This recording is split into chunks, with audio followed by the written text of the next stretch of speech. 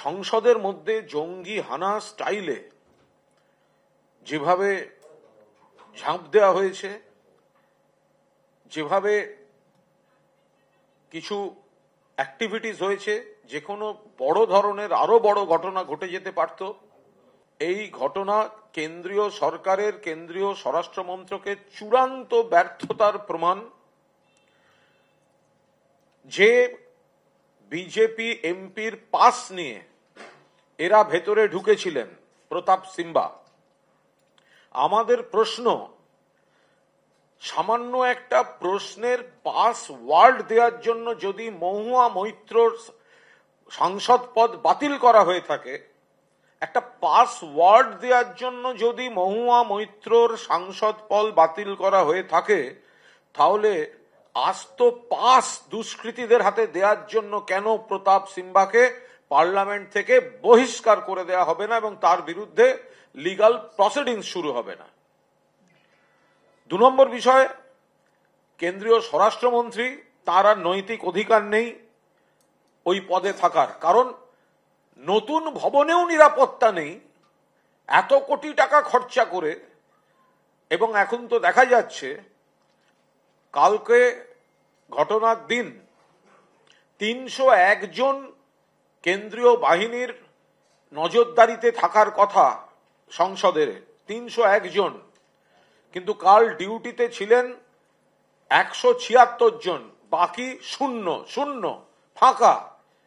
ডিউটিতে যাদের থাকার কথা নেই তারা কোথায়? তারা বাংলার 4 আনা নকুলদানার বিজেপি নেতাগুলোকে পাহারা দিতে দেশের সৈনিকদের ব্যবহার করা হচ্ছে, আধা সেনাদের ব্যবহার করা হচ্ছে। বাংলায় 4 আনার বিজেপি নেতাদের পাহারা দিতে এখানে সেন্ট্রাল ফোর্সকে অপব্যবহার করা যায়, আর যতজন থাকার কথা তার কার্যত অর্ধেকের কিছু বেশি রয়েছে। বাকি নিরাপত্তার সঙ্গে আপোষ করছে এই কেন্দ্রীয় সরকার। এক, স্বরাষ্ট্রমন্ত্রীর ওই চেয়ারে থাকার কোনো অধিকার নেই, অমিত শাহ শুড রিজাইন। আর প্রধানমন্ত্রী নরেন্দ্র মোদী, তাকে সামনে এসে নিজে পার্লামেন্টকে ফেস করে স্টেটমেন্ট দিতে হবে। Narendra Modi should made a statement. He should make a statement before the floor of parliament. He must attend the parliament and he should make a statement before honorable members of parliament. ওরা পার্লামেন্টকে এড়িয়ে যাচ্ছে, টুকরো টুকরো করে divert করার চেষ্টা হচ্ছে।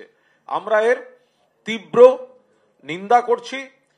মহুয়াকে তাড়িয়ে দেয়া হলো, যার প্রমাণ নেই, যে শুধু পাসওয়ার্ড দিয়েছে, আর যে পাস দিয়ে দুষ্কৃতীদের ঢুকিয়েছে, জঙ্গি কায়দায় কাজ করার দুষ্কৃতীদের ঢুকিয়েছে, তার বিরুদ্ধে ব্যবস্থা নেওয়া হলো না। তার প্রতিবাদে আমাদের ডেরেক ওব্রায়ান সহ 15 জন বিরোধী সাংসদের তাদের সাসপেন্ড করে দেওয়া হলো। এটা কোন দেশি বিচার? যার দেয়া পাশে দুষ্কৃতীরা ঢুকলো তাকে সাসপেন্ড করা হলো না। 15 জন including our Derek O'Brien suspend করে দেওয়া হলো। এ তো দলবাজি চলছে। দেশের নিরাপত্তা বিঘ্নিত, আমরা উদ্বিগ্ন, এবং সর্বভারতীয় তৃণমূল কংগ্রেস মনে করছে যে স্বরাষ্ট্রমন্ত্রীকে অবিলম্বে ইস্তফা দিতে হবে, পাশাপাশি প্রধানমন্ত্রীকে সামনে এসে দাঁড়িয়ে সংসদের ফ্লোরে তাকে স্টেটমেন্ট দিতে হবে।